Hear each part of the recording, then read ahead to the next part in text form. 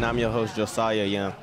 Joining us as a guest on the show today is Council Member Charles Allen. Mr. Allen, thank you for being a guest on our show today. Thanks for having me. I appreciate it. Domestic violence is a major problem in our community for housing and homelessness.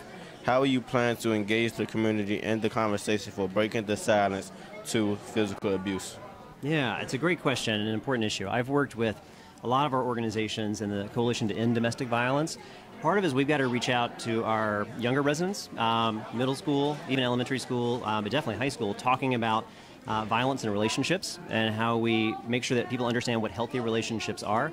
But we also have to work to make sure that when domestic violence takes place, that we actually have housing and safe housing for families experiencing and survivors of domestic violence. I'm actually leading the way when we think about how to create new housing, and I've got a proposal before council right now that I know my colleagues are going to support, which will add millions of dollars to help support hundreds of new housing for survivors of domestic violence to make sure that we can keep them and their families safe. Thank you. Thank you. Why should the people of Ward 6 re-elect you as council member? It's a great question. It would take a long time to answer as well. But in short, I think I bring the vision and the leadership to Ward 6. For the last couple of years, I've really helped lead the way in the city, whether it's helping create new affordable housing, whether it's working on education reforms, whether it's helping our senior residents be able to age in place, building small businesses, building a smarter, more resilient city. I think I demonstrate a vision and a progressive vision for our city, and also the leadership to actually get the job done and deliver. More than a third of last year's high school graduates failed to meet graduation requirements. What can be done to make sure that students are engaged in learning every day in class? Yeah. I don't think that seniors all of a sudden showed up and stopped attending school. I think this is an issue that we need to look at in the high school, in middle school, elementary school, and not just that attendance matters, but students are challenged, right? And when we do have students who are going to be coming from having a hard time getting all those course credits, that we've got the ability for credit recovery. For example, some students have adult responsibility, so how do we make sure that we have classes that can happen on the evenings, on the weekends, to make sure that our students have the opportunity to learn, that they're challenged, and we make sure that they have everything they need to be successful. And when you graduate from high school, you've got a diploma that counts and a diploma that's going to make the difference to set you up for success. This broadcast has been brought to you by the Eliot Hine Network. Thank you very much. I'm your host, Elizabeth Godek. I'm your host, Malia Whedon. And I'm your host, Josiah Young. Have a great day. Thanks, everybody. Great job. Great job. Great job. Absolutely.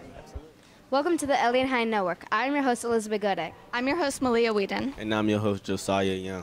We are broadcasting live from the Hill Center in Washington, D.C. for the Ward 6 Council Members Debate. This event is sponsored by the Hill Rag and the Ward 6 Democrats. Joining us as a guest on the show today is Miss Lisa Hunter. Ms. Hunter, thank you for being a guest on our show today. Thank you so much for having me. It's an honor. Domestic violence is a major problem in our community for housing and homelessness. How will you plan to engage the community in the conversation for breaking the silence to physical abuse? So this is an issue that's very close to my heart. I actually staffed a domestic violence rape crisis hotline when I was in college, and when I was in college and in high school, I was a volunteer for a couple of women's shelters. And so, like I said, this is an issue that I am very intimately knowledgeable of, and one that I care deeply about. What I'd like to see our city government do is invest more in programs that address the needs of particularly our homeless single women and homeless families who have experienced trauma. What we now know is that the Interagency on Homelessness actually did a study to see how prevalent domestic violence is and sexual trauma is among single women in the district who are homeless. And the truth is that like over 70%, I believe is the statistic, have come out or are homeless rather as a result of these experiences. And to me, that is heartbreaking.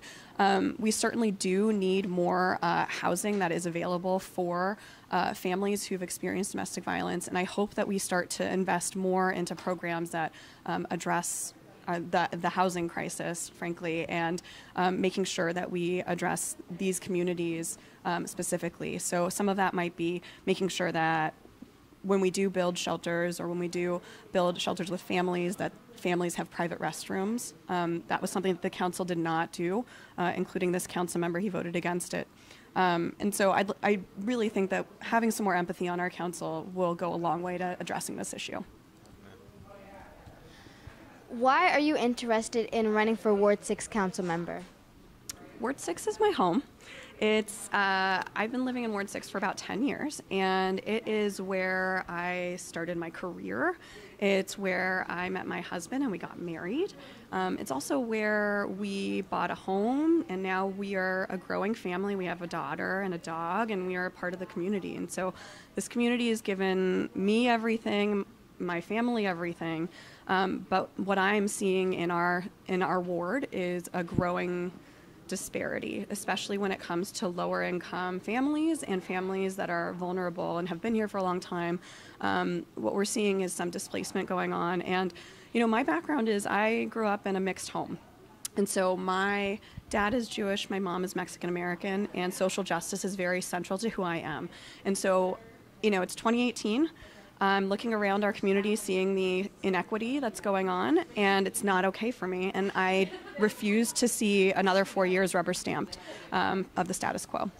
So that's really why I decided to jump in the race. And frankly, it's time for us to see ourselves in office. And for my daughter, she's only 16 months, but it's time for her to also see more representatives that look like her and that have similar backgrounds as her having a seat at the table.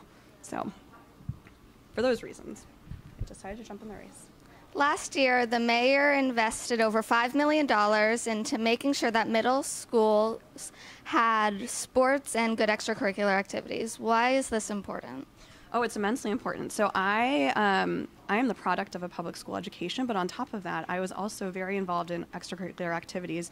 Specifically, I grew up as a competitive soccer player. It's actually one of the things that I was really interested in pursuing pretty seriously, and it's how I got into college. Well, I got into college through merit as well, but needless to say, it was really important to have that kind of development, to know what it's like to work, to be on a team, know what it's like to really have discipline and perform under pressure.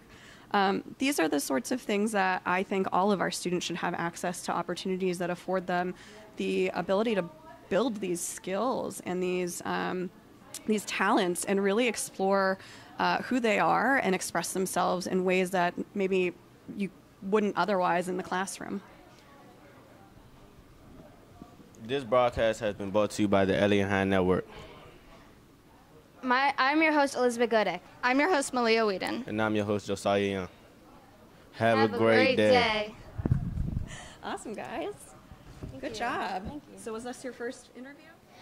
Welcome to the Eliot Hine Network. I'm your host, Elizabeth Godek. And I'm your host, Malia Whedon. We are broadcasting live from the Hill Center in Washington, D.C. for the Ward 6 Council Member Debate. This event is being brought to you by the Hill RAG and Ward 6 Democrats. Joining us as a guest on our show today is Michael Bekesha. Thanks for having me.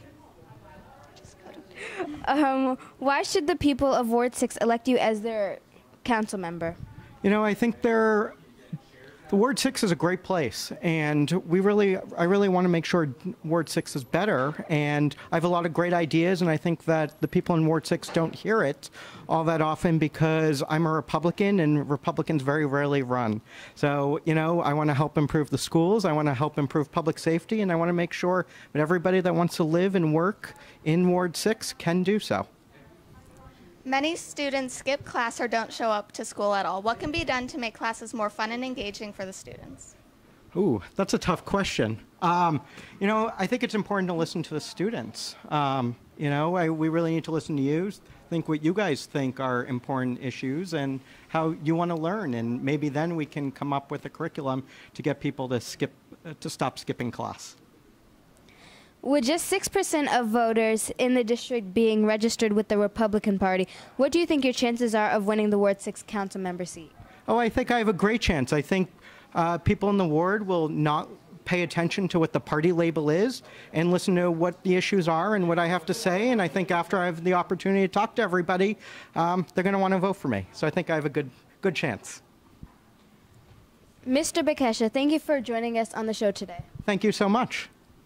This broadcast was brought to you by the Eliot Hine Network. I'm your host, Elizabeth Godek. And I'm your host, Malia Whedon. And have a great day.